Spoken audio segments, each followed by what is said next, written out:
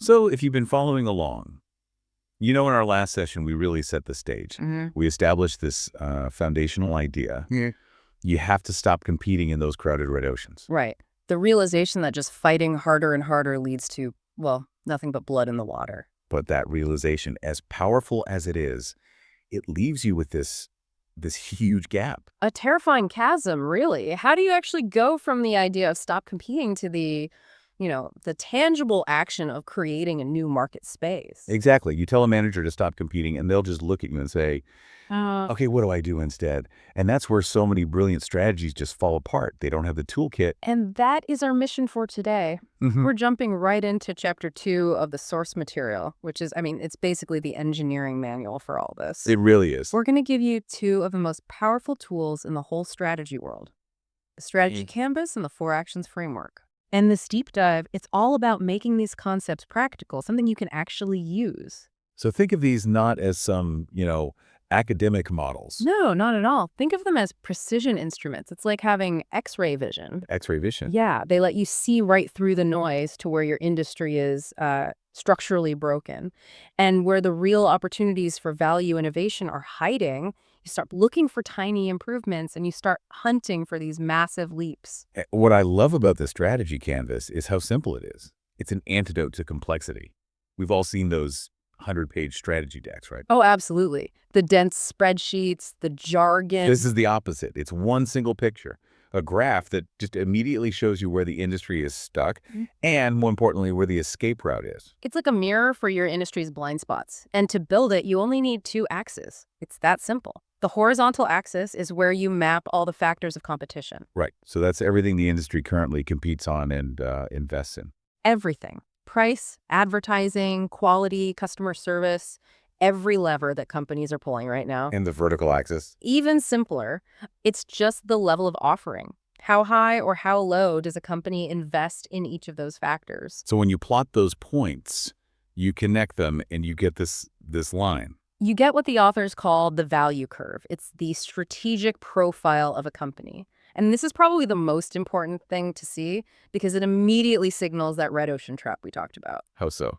Well, here's the absolute giveaway.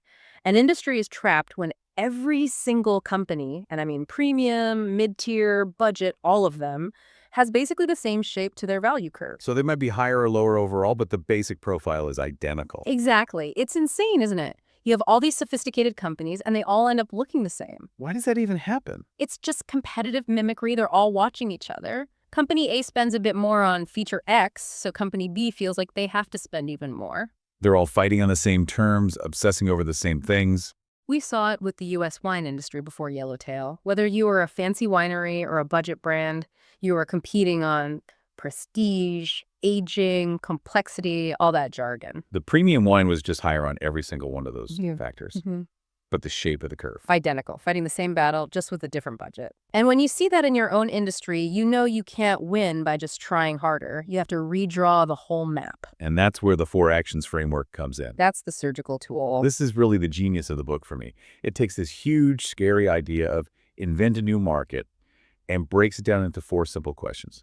We call it ERRC. ERRC. It's the system for breaking that trade-off between being different and being low cost. Because it forces you to look at both. Both at the same time. That's value innovation. So let's take the first one, which can be the toughest one emotionally.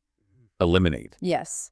The question here is, what factors has the industry competed on for years that just don't add any real value to the customer anymore? Sacred cows. Exactly. The legacy features, the pet projects. Eliminating them is hard. It means admitting that past investments might have been a waste. But you have to do it to cut costs and get clarity. Okay, so that brings us to the next one. Reduce. So this is what factors should be brought way, way below the industry standard. Right. These are the areas where you're over-serving customers. You're over-engineering things they don't actually care that much about or aren't willing to pay for. So it's about efficiency. Finding things that maybe mildly annoy people but don't really drive the buying decision? Precisely. You cut complexity, you lower your costs, but you don't really sacrifice the value that matters. And now we flip it. We move to the value side with raise. What factors should be raised well above the industry standard? This is where you find the real pain points, the things your competitors have just completely overlooked. This is where you overinvest, but strategically. Yes. You can only afford to do this because of the savings you got from the eliminate and reduce steps. You're reallocating resources to what truly matters. And finally, my favorite one, the spark. Create. The game changer. What can you introduce that the industry has never offered? An entirely new kind of value. This is pure addition. Eliminate and reduce are about subtraction and cost.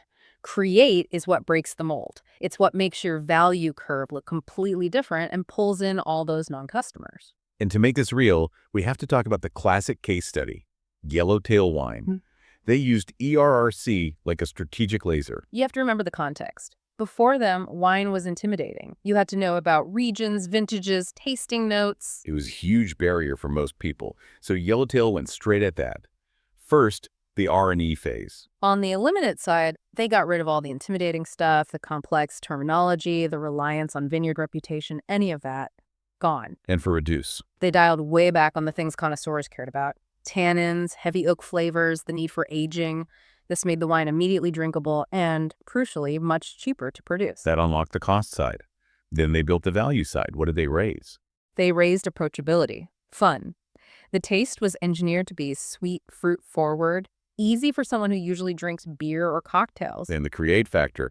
This was the killer move. Absolute ease of selection. No more confusing French labels, just a bold, simple bottle with a kangaroo on it and the name of the grape.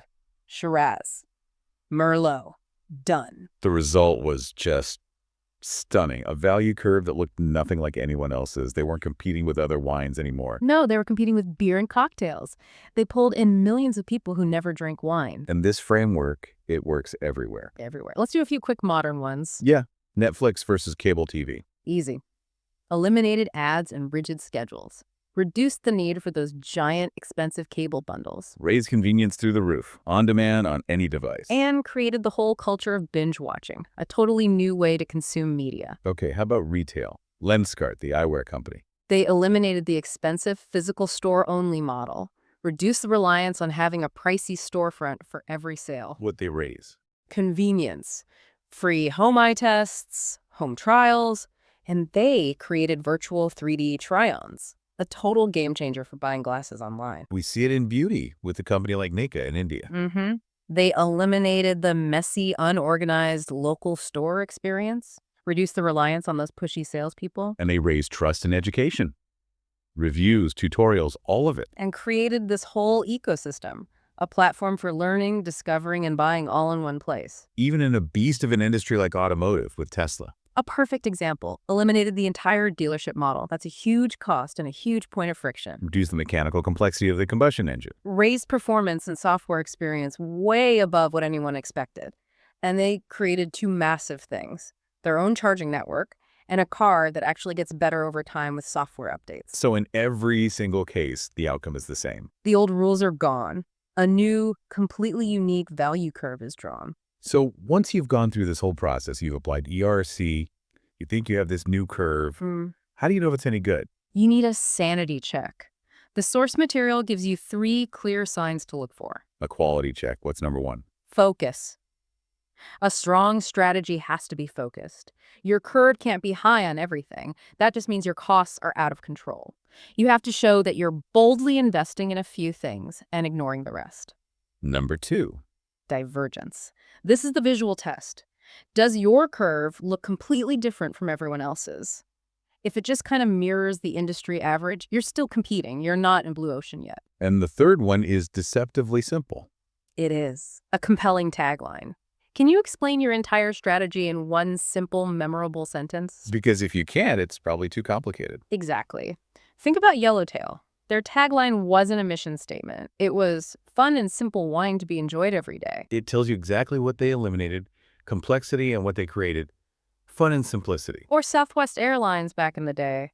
The speed of the plane at the price of the car, it's all there. Okay, so to wrap up the practical takeaways here, you use the strategy canvas to see where things stand now. To map the red ocean, yeah. Yeah. Then you bring in the 4 actions framework, ERRC, to surgically redraw that map. And your goal isn't just to make a better version of the old curve. It's to create a brand new one that is focused, divergent, and has a great tagline. And now that you, the listener, you have these tools, you know how to change the value curve.